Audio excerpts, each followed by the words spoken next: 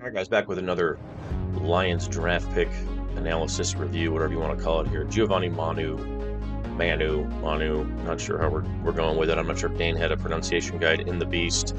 Werner is his original first name, Werner Giovanni Manu, born in Tonga, moved to Canada at age 11 per Dane, from Pitt Meadows, British Columbia. A Thunderbird. Like a bucket list goal of mine now is to watch a game, I think, in British Columbia. That has to be like a really cool atmosphere. But in any event, Giovanni Manu tape here, you're going to see some cool stuff, some unique stuff, as this is Canadian football. 6'7", 352, 10.5-inch hands, 34 and 5/8-inch arms. You can see him here coming off the ball and just moving a guy. Ran a 5.06 40. I think some people actually had him sub 5 at the combine. I think there was a ton of people at his pro day, like more than half the league. A guy who was a basketball player, of course, and then found football sort of late in life. Here we go again on the outside. You can just see his power and everything that he brings to the table.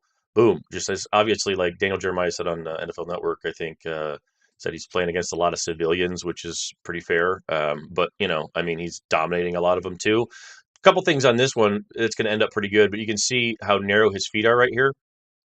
This is kind of a thing that they're going to have to work on. There's a lot of rawness to his game in everything he does, hands, feet, the whole shot, because he is such a terrific athlete. You're going to take the ride with him. But you can see how narrow his feet are here. If he gets hit, and he carries that with him, he goes out a lot of times, you're going to want to play with a wider base. You can see the guy next to him, wide base, wider base.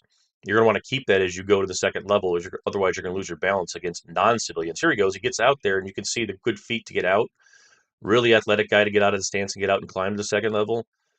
Went too far. You can see he gets out, waits a little bit too far, hands a little bit wide, whatever. He's so big, it doesn't matter. And then he just uses everything else to finish. Good bend there, finishing up. And then here's another one where he lets a guy get inside of him because, his hands are wide and everything else. But you can see he resets, anchors out, locks out. The whole thing's done. Does a nice job there. Also played guard, and I think that that's maybe where they're going to start him. I believe he told reporters that was the plan early for him. Very curious if this is a guy that was pretty late to football, but did play a lot of college ball. Played 12 games at guard in 2022. The rest of it was left tackle. But I think I'm sorry, only 6 games at guard. The rest of it was left tackle. But I do wonder if part of the plan with him might not be, start him out at guard. Let's see if he can be like a Vi type guy. Look at the power here, just moving a dude against his will. That's exactly what you want. And if he blossoms into something more, maybe he can be a tackle. I think that that's a decent idea. Like put him in between when he's getting reps with the ones. Like if he's going to work in between Sewell and Frank Ragnow, then hey, I don't hate that. Like it's easier, I think, for a guy like this that has a lot of the issues that he has to work inside at guard and worry about probably less, to be quite honest with you, because there are things that he's so naturally good at, right? Moving people, as we can see. Um, a lot of that is a natural thing that's going to just play well inside. So maybe his path to the field is faster inside, and maybe that's, I think he's an either or guy, and especially with how the Lions do things, maybe that's how it works out. But for a guy that's raw, maybe that's the best move. Here we go, some not so great stuff. Here he comes off the ball, just sort of standing here, and as we see again, narrow feet, very tall, does this a lot, comes up high, and then he's just going to lunge and reach, and then doesn't really do anything.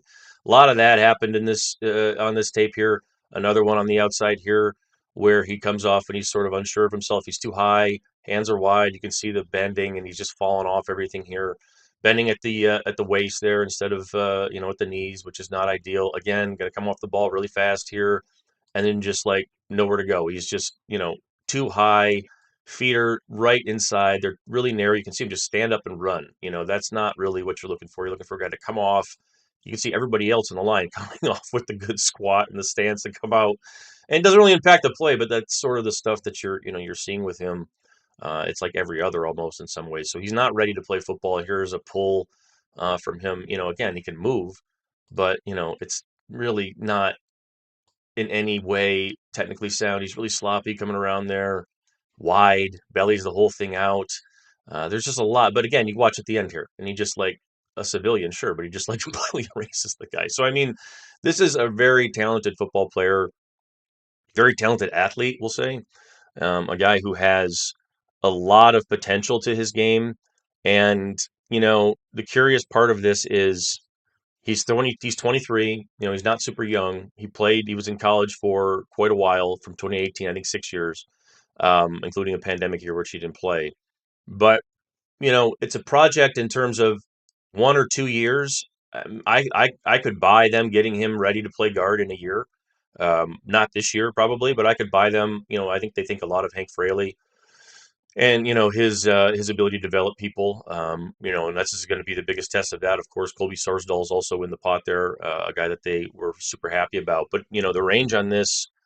Would he have been there in the fifth round? Would he have been there in the sixth round? Very well might have been.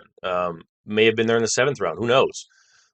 Dane Brugler here at the Athletic had him as a PFA, undrafted guy. So, but none of that really matters. I think the point here, and he's the ultimate example. Sorsdahl was too, because they did this in back-to-back years.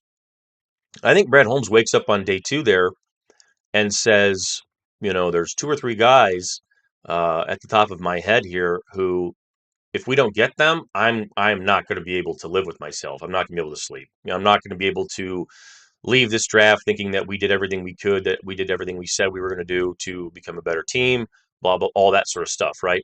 And, a lot of times those guys, his guys, aren't exactly what everyone else, sometimes they are and sometimes they aren't. Like last year, Sam Laporta, Brian Branch were, but so is Colby Sorsdahl, right? And I think that in this case, on day three, I should say not day two, but on day three, he wakes up and says, it's Giovanni Manu and Sione Vaki. And I know I can get value in the sixth and seventh round. I'm going to take swings where I want them on guys that I know that I have to have, because I think we can do something, and this could be really special. Like the obvious comp here is Jordan Mailata from Philly, and that was a huge task, which made Jeff Stoutland. It didn't make him. I mean, he was already a generational offensive line coach, but it really, you can see the orange flag there. That's actually one of my favorite parts of this whole thing. The orange flag at the end here. Watch this. Bing, orange flag. What's going on in Canada? You can see the backwards motion too. But anyway, Stoutland's ability to get that, from, it was a project pick to, a terrific football player who's going to be a star there for a long time. Like that's the idea, of course, to be able to have an awesome tackle maybe one day, opposite Penei Sewell. I think this also says that they're in no rush with Taylor Decker. But also, the fact that they're starting him inside at guard, maybe they think they can get him on the field a little bit faster than other people. So we'll see. This is a fascinating pick. It's going to be one of those that's going to be hard to grade right away. It's going to be hard to grade within a year. But, you're going to have to really see it through and ride it out. These are the gambles that Brad Holmes takes because he's confident in his board. And these are the ones that so far, for the most part, have paid off. But we're going to have to wait and see. Shoot, I forgot, guys. Look at this. Here we go. Basketball highlights from this dude, Giovanni Manu. I believe this is high school, 2018. Getting it done above the rim. He's still, again, playing against civilians, as we can see here. But this is a guy that has a lot of power and burst in lower half, and a lot of good foot speed and everything else. So you can see some bend and all the natural stuff here. There's one of my favorites is coming up, I think, where he sort of just like, there you go. Slow-mo spin up and under, get the thing with his finish. Him and Sewell are going to have a lot of fun. There's my favorite. Just finishing through all the traffic and then walking back to the line. This guy's awesome. Going to be a good fit. Going to be an interesting fit. I think they're going to have a lot of fun with him. And I think the offensive line, the guys that are there right now, are going to have a lot of fun with him. Should be a lot of fun to watch.